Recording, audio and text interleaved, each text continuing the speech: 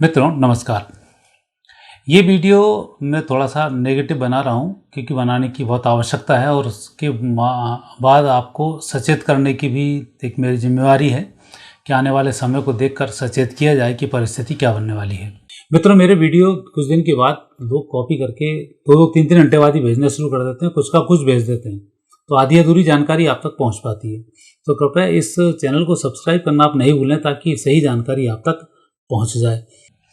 और ये मैं चेतावनी दे रहा हूँ उन लोगों के लिए जो अब आने वाले समय में प्रॉपर्टी में इन्वेस्ट करने वाले हैं, क्योंकि अब जो ग्रह योग हैं भारत के 11 सितंबर 25 के बाद बहुत अच्छे नहीं रहेंगे आने वाले 6 वर्षों के लिए।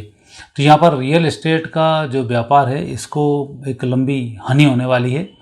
और जो लोग रियल एस्टेट में इन्वेस्ट करेंगे, विशेष रूप से इन्वेस्टर्स के लिए तो कोई दिक्कत नहीं, डूब जाए तो कोई फ़र्क नहीं पड़ता क्योंकि उनका पास एक्स्ट्रा पैसा है, तो वहाँ कोई। लेकिन मैं बना रहा हूँ उनके लिए जो अपनी गाढ़े पसीने की कमाई को मकान में इन्वेस्ट करने जा रहे हैं, क्योंकि आने वाले समय में नौकरियाँ बहुत अच्छी नहीं रहनी है। मकान आपको लेना है तो अपने रहने के हिसाब से 1 BHK 2 BHK तक ले लें तो ज़्यादा बेहतर है। बहुत अधिक पैसे आपके पास हैं तो आप लंबा इन्वेस्टमेंट इसमें कर सकते हो, क्योंकि आने वाले समय में नौकरियों पे भी संकट आएगा तो किस्त आप नहीं भर पाओगे।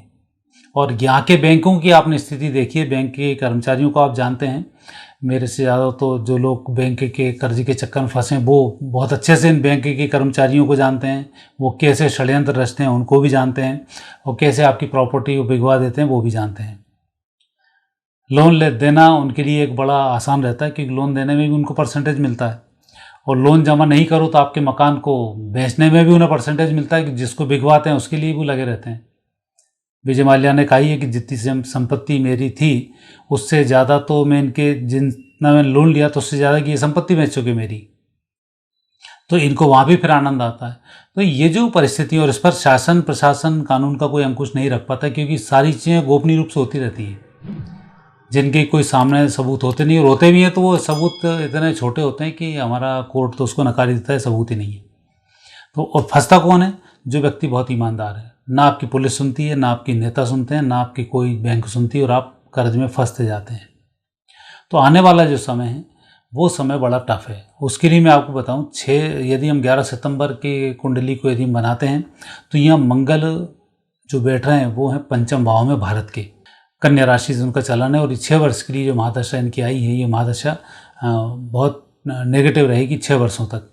तो ऐसे समय में एक तो मंगल की जो स्थिति बनती है, वृषभ लग्न में पंचम भाव में मंगल है, मंगल पर शनि की एकादश भाव से दृष्टि बनती है, और चंद्रमा विराजमान है मंगल की राशि में द्वादश स्थान पर। तो मंगल और चंद्रमा के सामने षडाष्टक योग है, और शनि और मंगल का जो समसप्तक योग है ये योग बनता है।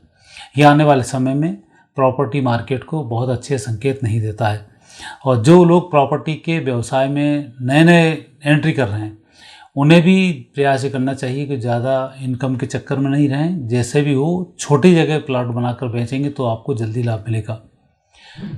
आप सोचें कि बहुत महंगी ज़मीन खरीद के फिर बना के महंगे लें तो आप गड्ढे में जाने वाले हैं, आप कर्ज भी नहीं उतार पाएंगे, और स्थिति बहुत नेगेटिव बहुत जल्दी होने वाली है। मतलब ये 2025 चल रहा है, और ये मैं आपको पूरी कहानी सुना रहा हूँ 2026 में सितंबर अक्टूबर के बाद की।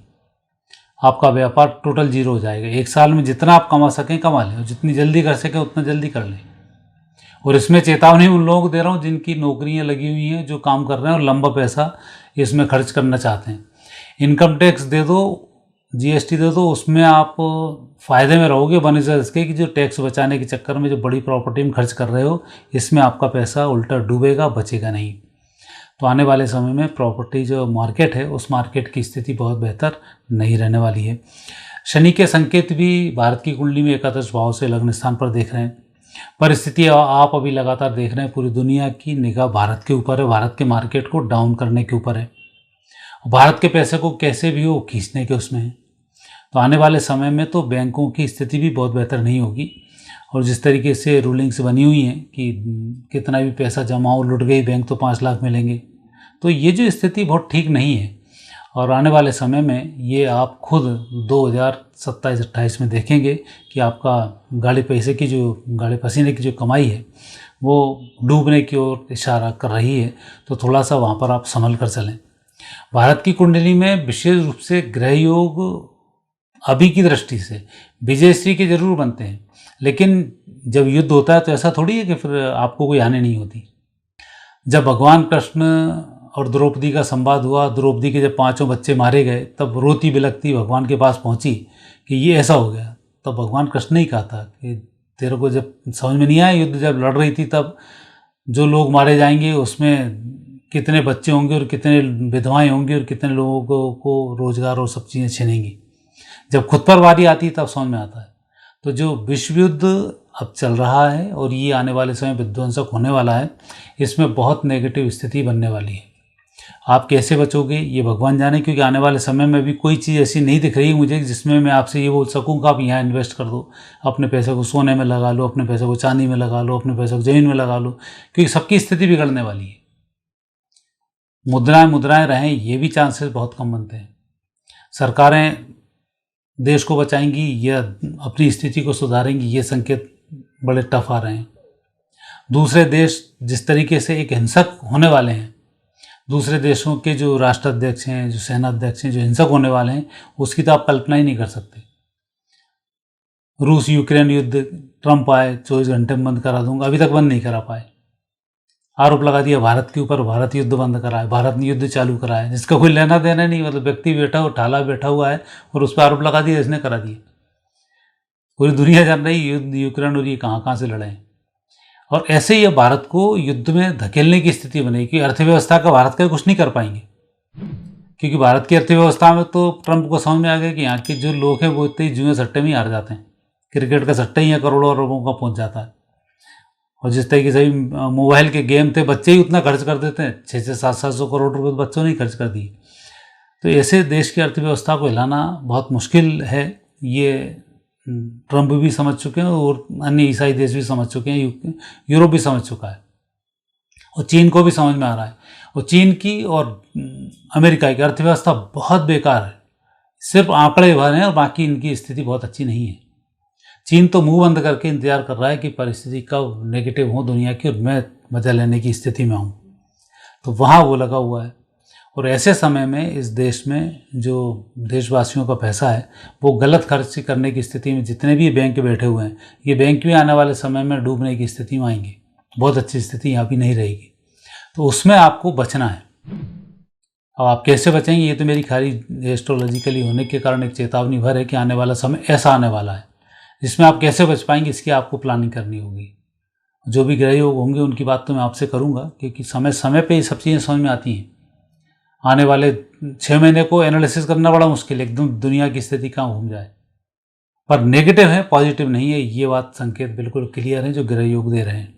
तो आने वाले समय में परिस्थिति रियल इस्टेट के लिए बहुत बेहतर नहीं होने वाली है।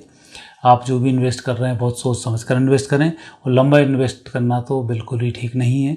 और विशेष रूप से उन लोगों के लिए जो घर के सपने संजोए बैठे हैं और बड़े घर के सपने देख रहे हैं, वो छोटे ही घर को ले लें, ज़्यादा अच्छा है।